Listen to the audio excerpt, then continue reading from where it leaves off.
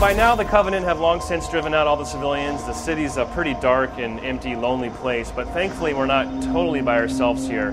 Off in the distance, you'll hear a phone ringing, and the visor not only helps us see better at night, but it's going to help us find objects that we should interact with and pay attention to, like this phone booth here. And at this point, we can establish a connection and uplink to the superintendent. This is a citywide artificial intelligence, a computer system that runs all of the city of New Mombasa. Everything from garbage collection to traffic signals. In many ways, he's sort of like Cortana, just far less sophisticated. So the first thing he does for us is give us access to a whole map of the city. By hitting the back button, we can pull up this three-dimensional interactive map of New Mombasa. And as we pan around, you can just kind of get a sense for how large the city is. It's several square kilometers. It's the largest environment ever made in a Halo game. And once the campaign gets going, you'll actually be able to explore and move about the entire city seamlessly and go anywhere you'd like. So our goal, as TJ said in the beginning, is to try to find clues. We're trying to find the location of our squad mates and figure out what's been happening here in the city. Thankfully, the superintendent's going to make that job a little bit easier for us. These beacons that we're seeing flashing represent the last known location of some of our squad mates. And he's had cameras, and he's going to help get us off on the right track here. So we're going to begin our search today at the Oni Alpha site. And once we select that, we now get an active waypoint that appears in our HUD. But beyond using the map to communicate, the superintendent also has the ability to take control of street signs and lights and respond to the player's location and act as a guiding hand to sort of help keep you on the right track. Now, normally we'd have roughly 900 more meters to go to get where we need to be today, but for demo purposes, we've installed a magic teleporter that's going to zip us across town. In the full game, you're actually going to have to fight your way through the city. There's random Covenant patrols that are on the hunt for the rookie.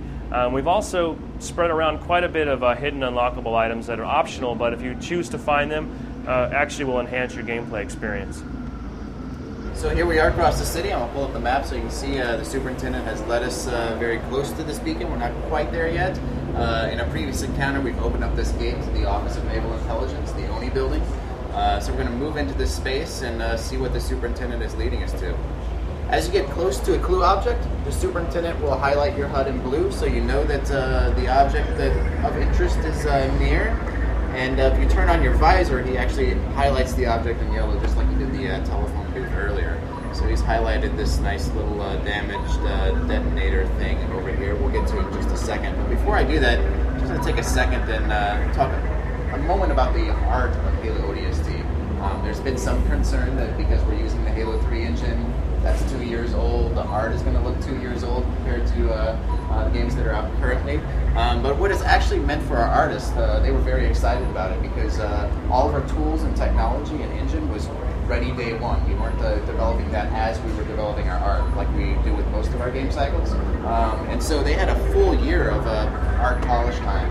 And it really shows. I think you hold up any screenshot of ODST and we compare it favorably to Halo 3. This is just one example of the complexity of some of the skyboxes that we have.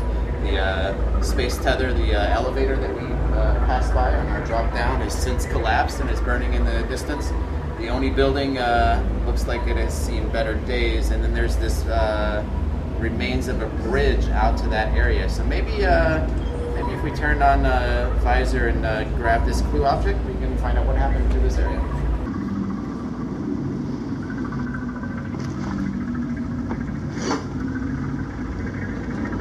Stand by, just projected. Online block. We're way off course. We're heading exactly where I need to go. So each of those blue dots in the map that we saw earlier is a different object that one of your squad mates interacted with earlier in the day when you were still unconscious in the pod. So when you pick up one of those objects, we're actually going to flash back in time and step into the boots of your squad mate and see what happened with him regarding that object and kind of piece together what happened to the rest of your squad. So we're going to jump into the boots of Dutch. Dutch is the guy who handed you the SMG earlier on in the opening cinematic. He has since met up with Mickey, and he and Mickey are defending the Oni building against him. Hurry up. You want to do this? Be my guest. But this ain't a job you want to rush. That do it? Signal's good. Arm the other detonators and pull back to me. Come on, tough guy. We got to blow this bridge.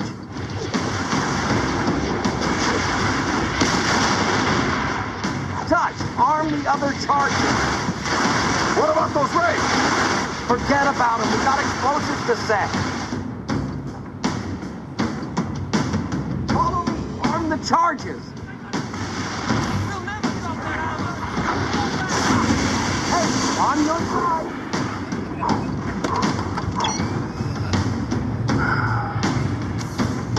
Look out! Down! Oh no, what?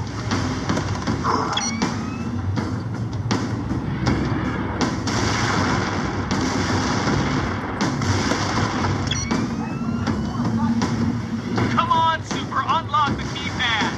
Keep it clean. Respect public property. If you don't let us trigger those charges, in about 5 minutes, your data center is going to be crawling with Covenant. Do it, Trooper! Kill their infantry! Don't let them cross the Bridge bridge! toll accepted. Have a pleasant trip.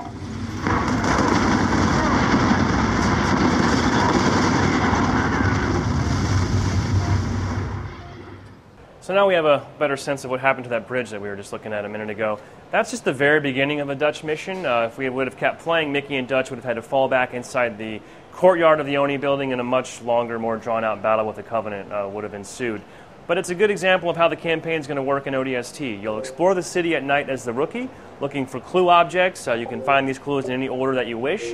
Each time you find a clue object, you'll flash back in time, play through a more traditional sort of high-action Halo sequence, and then resume your search of the city as the rookie. And you'll do this several times until the game, the timelines will converge, and the game will play forward to its completion.